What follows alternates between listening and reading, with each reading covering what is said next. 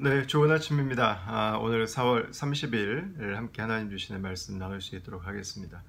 오늘 하나님 주시는 말씀은 에스겔 이제 마지막 말씀입니다.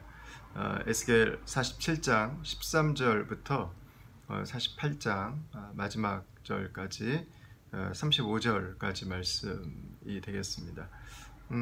오늘 말씀은 하나님께서 이 이스라엘 백성들에게 회복시켜 주실 새로운 땅과 그 땅의 분배에 대한 이야기를 기록을 하고 있습니다. 먼저 13절부터 23절까지 말씀을 보시면 이 말씀에는 하나님께서 다시 땅을 회복시켜 주시고 그 땅을 분배하는 것에 대해서 말씀하고 있습니다. 여기는 두 가지 좀 눈여겨볼 게 있는데요. 하나는 하나님의 요셉 지파에게는 2배를 주라고 말씀하셨다는 것입니다. 이것은 저희가 잘 아는 것처럼 하나님께서 요셉에게 주셨던 그 장자권이 다시 이 시간에도 하나님께 기억되고 있는 것을 의미하는 것입니다. 하나님은 언약을 기억하시는 분입니다. 하나님은 약속을 지키시는 분입니다. 그래서 하나님은 오랜 시간이 갔지만 요셉 지파가 아니라 에브라임과 므낫세 이 요셉의 두 아들에게 각각 기업을 주시도록 말씀하고 있는 것입니다. 다음에 이제 또 하나는요, 이방인들이 이 기업에 참여하게 된다는 것입니다.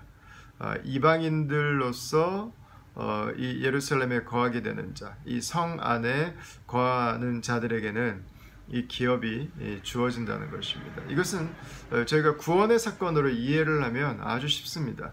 이 구원은 하나님의 진리의 말씀을 받아서 우리에게까지 전달해 줄 이스라엘 백성들에게도 유효하고 뿐만 아니라 예수 그리스도를 통해서 하나님의 구원 안으로 들어가게 된 저와 여러분 같은 이방인에게도 하나님 나라의 유업은 동일하게 주어진다는 것입니다.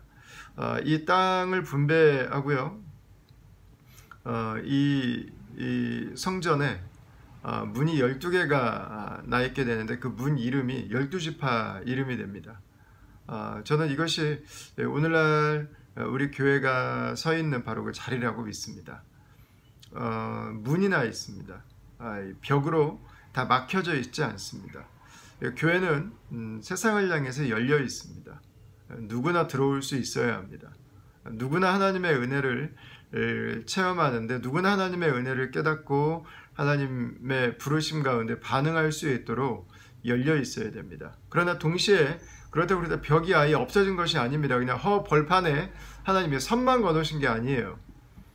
이렇게 잘못하게 되면 이 교회가 세상이 돼버립니다. 만약에 문이 없으면 교회는 그냥 그들의 리그가 됩니다. 그들의 리그. 여전히 교회 안에 있지만 우리들의 이해관계, 우리들의 계산법, 우리들의 생각이 교회를 이끌어가 버리게 됩니다. 그때 교회는 사회에서 볼 때, 세상 사람들이 볼 때 그냥 그들의 감춰져 있는 은둔 집단 이상이 될 수 없는 것입니다. 12개의 문이 있는 것처럼 교회는 언제든지 사회의 필요를 보고 복음이 필요한 사람들에게 나아가고 그들이 교회로 나올 수 있어야 됩니다. 또한 동시에 교회는 정확한 구분점이 있어야 돼요. 복음이 복음되는, 하나님의 말씀이 말씀되는, 하나님의 상식이 이 세상의 상식이 될 수 있는 그 분명한 구분점이 있어야 합니다. 그렇지 않으면 교회가 그냥 다 세상과 다르지 않습니다. 세상과 똑같습니다. 세상이 하는 걸 교회도 그냥 똑같이 답습해 갑니다. 세상의 트렌드에 따라서 교회가 바람에 나는 겨와 같이 움직여갈 수밖에 없죠.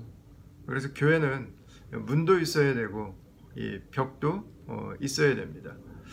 중요한 것은 이 성전을 통해서 모든 사람들이 하나님을 예배하는 자리로 나을 수 있게 됐다고 하는 것입니다. 예수님께서는 자신이 3일 만에 성전을 다시 짓겠다고 말씀하셨습니다. 그리고 헤롯 성전이 무너지고 예수님께서 새로 지으신 새 예루살렘, 새 이스라엘인 교회가 이 땅에 탄생하게 된 것입니다. 교회가 가져야 되는 모습이 바로 딱 이거죠. 교회는 우리가 만나는 사람들을 향해서 언제든지 마음을 열 수 있어야 됩니다.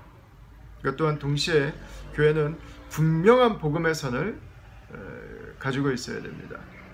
그리고 이 모든 것들을 통해서 우리는 세상이 하나님을 볼 수 있도록, 세상이 예수님의 복음을 들을 수 있도록 우리는 세상을 섬기는 자리에 부르심을 받은 것입니다. 그것이 바로 교회인 거죠. 그래서 에스겔의 오늘 이 마지막 말씀은 이방인들까지도 하나님의 구원 백성으로 부르셔서 하나님의 기업을 주시고 천국 소망을 주시고, 그리고 이 세상 모든 사람들이 하나님께 나와서 구원받을 수 있는 그 성전의 회복의 모습으로 우리에게 마무리가 되고 있습니다. 이것이 바로 예수님께서 보여주셨던 교회의 그림이고요, 교회의 비전이고, 교회가 이 세상을 존재하며 섬겨야 되는 바로 그 모습일 것입니다.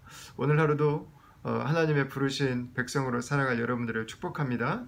오늘 하루도 하나님께서 동행하실 여러분들의 삶을 응원합니다.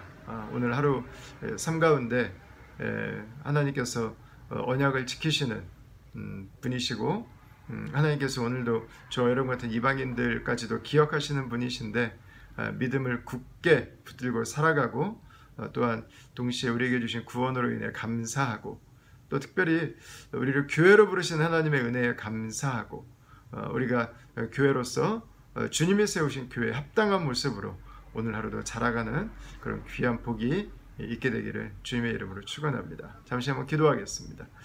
하나님, 오늘 에스겔의 마지막 말씀을 나누면서 예수님께서 회복시켜 주신 그 교회 비전이 또한 이 안에 담겨 있는 것을 하나님 보게 됩니다.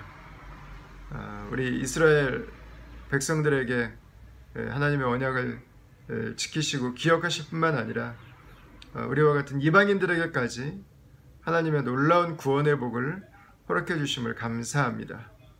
이제 구원받은 자로서 하나님의 말씀, 하나님의 은혜, 하나님의 복음이 무엇인지 주님 분명히 깨닫게 해주시고, 우리가 다친 자의 모습으로 우리 안에서의 논리에 갇혀있지 않게 하여 주시고, 이 사회가 고통하고 하나님이 없어서 아파하는 세상의 필요들을 듣게 하여 주시고, 그것으로 나아가게 하여 주시고, 그들이 12 사도들을 통해서 이 사도성을 물려받은 주님의 교회를 통해서 주께로 돌아올 수 있도록 하나님, 주님의 교회를 오늘도 온전케 하여 주시고, 오늘도 주께서 사용하여 주시고, 오늘도 주님의 교회를 향한 주님의 이 환상과 꿈이 이 땅 가운데 이루어져가는 복된 하루 되게 하여 주시옵소서. 감사하고 예수님 이름으로 기도합니다. 아멘.